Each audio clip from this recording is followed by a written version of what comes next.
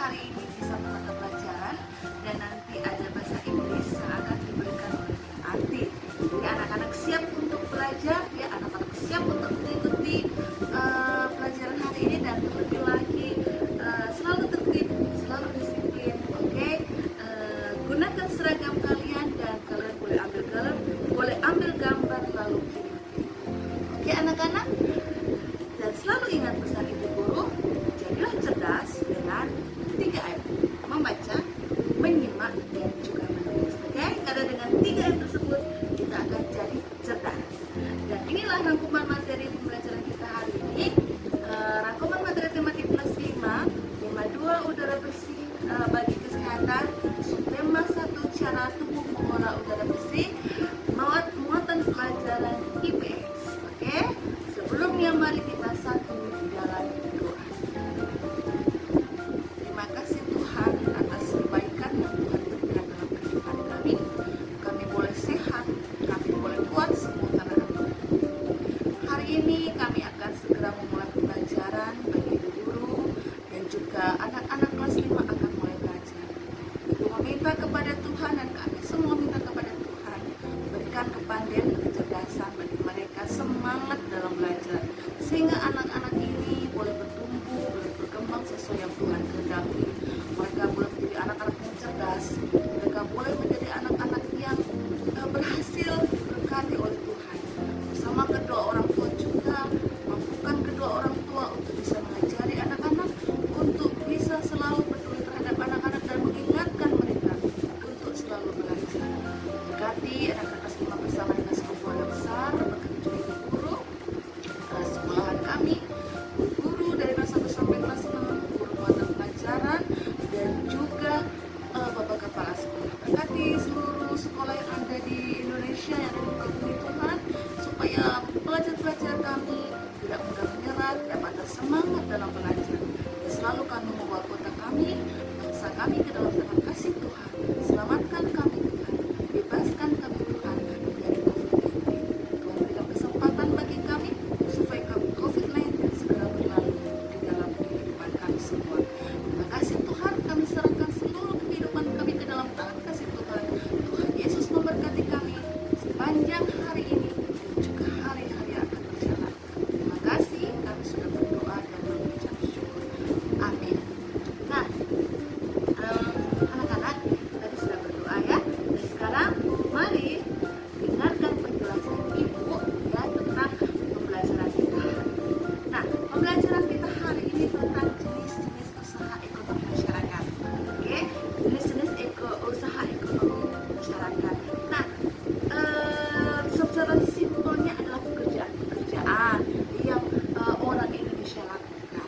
Ada juga pekerjaan yang menghasilkan barang, ada juga pekerjaan yang menghasilkan jasa. Menghasilkan barang berarti memproduksi barang, hasilnya adalah barang. Ada juga jasa seperti sopir, hanya memerlukan keahlian dalam menyopir, sehingga memberikan atau menjual jasanya kepada orang lain yang sedang memerlukan. Itu secara simpel dalam pengertian jenis usaha ekonomi masyarakat ya. Sekarang dengarkan Ibu, kondisi geografis yang beragam seperti yang Ibu katakan negara selatan, negara barat, tapi ada juga lautan, ada juga daratan. Oke, lautannya lebih besar, tapi ada juga daratan. Oke, kondisi geografis yang beragam menyebabkan beberapa pula jenis kegiatan ekonomi masyarakat ya. Jadi karena kondisi geografis orang, jadi beragam pula, banyak pula kegiatan ekonomi. Keragaman ini disesuaikan dengan kondisi alam, okay? Atau geografis suatu wilayah. Tahu tuh belajar tuh kondisi alam yang ada di Manado, Sulawesi Utara, Jawa Timur, sudah belajar kan di pulau-pulau pada pembelajaran yang lalu. Nah,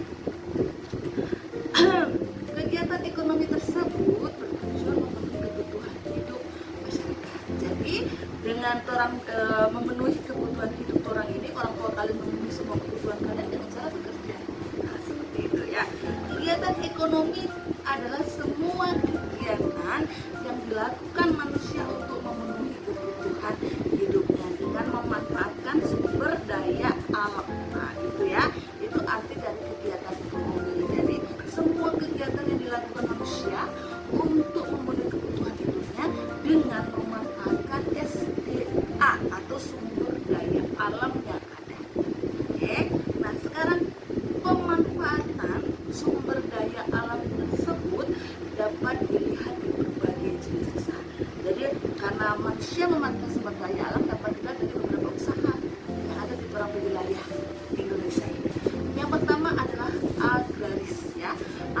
agraris.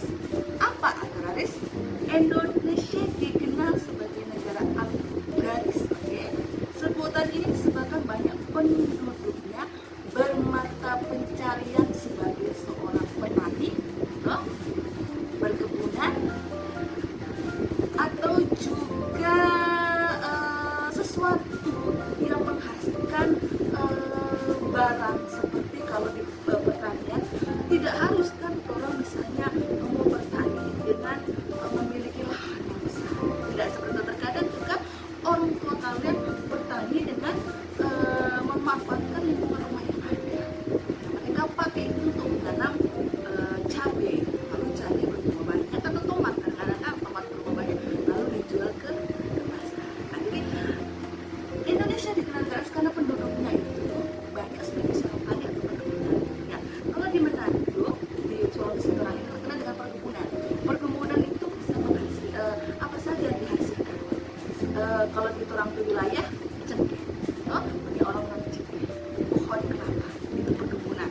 Kalau misalnya pertanian, padi yang kalian makan, biasanya itu di Jawa Timur banyak sekali petani padi. Ada juga jagung, menanam jagung. Ada juga umbi-umbian. Nah, seperti itu dalam bidang pertanian. Itu kenapa dinamakan agraris, karena banyak yang bertani, juga banyak yang berkebun. Lalu yang kedua adalah peternakan. Jadi selain pertanian dan perkebunan, itu juga ada peternakan. Kalau misalnya orang di wilayah banyak pelihara apa? B2 toh. Nah, itu dimanfaatkan dengan diambil dagingnya. Ada juga peternak sapi dengan memanfaatkan dagingnya, ada pula diambil susunya untuk dijual. Itu ada peternakan. Peternakan adalah kegiatan usaha budidaya hewan yang diambil hasilnya. Ya, hasil peternakan terdiri atas ayam, itu diambil telur dan daging, sapi, susu dan daging. Nah, seperti itu. Banyak kok peternak kambing juga ada, peternak bebek juga ada. Nah, jadi apa yang diambil kalian tuh semua. Kalau bebek yang diambil sudah pasti telur dan juga dagingnya boleh diambil. Nah, ada juga selain peternakan adalah perikanan ya. Secara umum usaha perikanan dibedakan menjadi dua, perikanan darat dan juga perikanan laut ya. Jadi ada perikanan di darat, ada juga perikanan di laut. Perikanan darat dengan aplikasi ibu. Perikanan darat yaitu usaha memelihara dan menangkap ikan di perairan darat. Perikanan darat terdiri atas perikanan air tawar dan perikanan air payu. Jenis ikan yang dibudidayakan adalah lele, nila, mujair, gurami, dan mas. Perikanan air payau dilakukan di tambak di pinggir pantai. Jenis ikan yang dibudidayakan adalah bandeng. Itu ada perikanan darat. Perikanan darat itu orang-orang yang mengambil mungkin lele, tahu lele? Kalau di sini apa? Di sini mujair, mujair.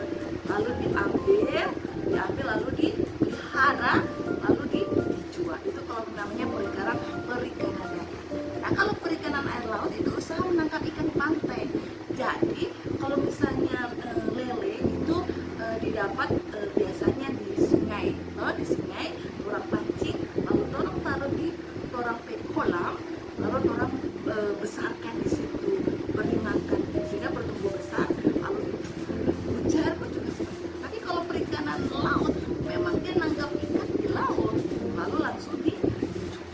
Misalnya kalau di sini itu minting ya, itu minting apa sih benar itu? Di pantai itu banyak sekali jual ikan. Apa ibu sudah lupa itu? Itu minting ada tuh orang itu. Nah, perikanan air laut yaitu usaha menangkap ikan di pantai atau laut.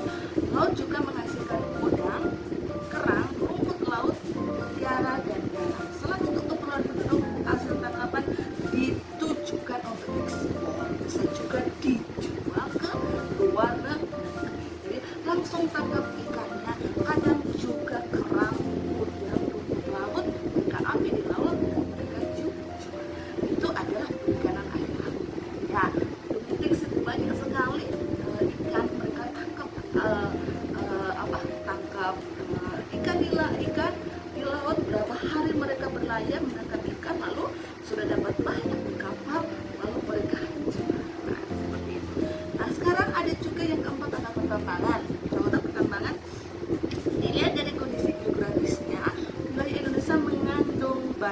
barang tambang. Barang tambang dapat dibedakan sebagai berikut ya. Barang tambang mineral logam, misalnya emas, perak, tembaga, timah, box dan juga nikel. Itu barang tambang mineral logam ya. Oke. Yang kedua adalah barang tambang mineral non logam. Misalnya belerang, gipsum, marmer atau batu gamping. Nah, itu. Kalau juga barang tambang sumber energi, ya misalnya apa? Minyak bumi, batu bara, gas alam. Itu yang termasuk dalam barang tambang sumber energi. Nah, anak-anak yang kelima adalah tentang kehutanan. Kehutanan itu hutan Indonesia berperan penting sebagai paru-paru dunia. Hutan juga berfungsi sebagai tempat berkembangnya berbagai fauna. Dari segi lingkungan hutan menjadi daerah resapan air juga. Antara lain kayu jati, merati, ulir, damar, dan otak. Kehutanan itu adalah pemerintah, karena banyak di situ ada fauna. Fauna itu juga kadang dilindungi oleh negara. Tapi ada juga mereka ambil lingkungan hutannya, misalnya kayu jati, ya itu di kayu-kayu pohon yang kuat itu dipotong, lalu mereka jual, diolah jadi meja dan lain-lain. Tapi ingat ya, tidak boleh menebang pohon secara sembarangan. Jadi kalau menebang pohon itu atas izin dari pemerintah. Biasa diambil dari kayu jatinya, mereka ambil ubi damar, kayu jati, ada di kota. Itu dijadikan barang. Oke. Nah, yang kelima adalah perdagangan jual beli. Perdagangan adalah kegiatan membeli barang dagang dan menjualnya kembali kepada konsumen. Kegiatan perdagangan tidak hanya mencakup satu daerah saja atau satu negara. Akan tetapi kegiatan perdagangan dapat dilakukan antar negara ya. Misalnya Indonesia, Malaysia, Singapura, Singapura sama Indonesia, Singapura, Malaysia seperti itu. Jadi antar negara. Nah, secara ekonomi kegiatan perdagangan antar negara ditandai dengan ekspor impor. Kalian mesti tahu apa itu arti ekspor dan apa itu arti impor. Ekspor adalah usaha ekspor, menjual barang dari dalam negeri ke luar negeri. Jadi orang barang dijual ke luar negeri itu ekspor. Kalau impor, barang mereka yang di luar negeri orang jual ke kita. Nah, seperti itu. Jadi usaha memasukkan barang dari negara lain ke pasar dalam negeri. Jadi dari luar dibawa ke Indonesia. Kalau ekspor dari Indonesia dibawa ke luar negeri ya. Nah, sekarang yang ketujuh atau yang terakhir adalah perindustrian. Ya, perindustrian adalah kegiatan mengubah bahan mentah menjadi barang setengah jadi atau barang jadi. Usaha industri dapat dilakukan secara perorangan atau kelompok. Oke, usaha industri dapat dikelompokkan industri rumah tangga atau home industry dan juga industri sedang dan industri besar. Itu ada perindustrian. Berhubungan tentang pabrik-pabrik ya. Kadang ada juga dikelola oleh beberapa orang atau mungkin besar dikelola oleh banyak orang. Jadi itu perindustrian. Bisa juga barang yang dihasilkan adalah barang jadi, juga barang setengah jadi. Nah, seperti itu adalah perindustrian. Itu adalah kegiatan ekonomi yang menghasilkan barang.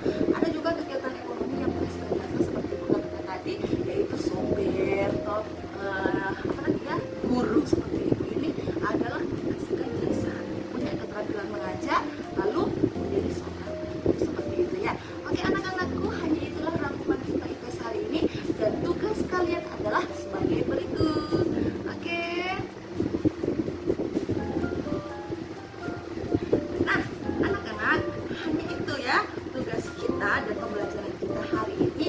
Ingat selalu apa yang menjadi pesan ibu guru untuk selalu menjadi cerdas dengan 3M, membaca, menulis, dan juga menyimak. Dengan 3M kita akan jadi cerdas dan selalu taati prokes 3M dari pemerintah di tengah pandemi COVID-19 itu dengan mencuci tangan, memakai masker, dan juga menjaga jarak.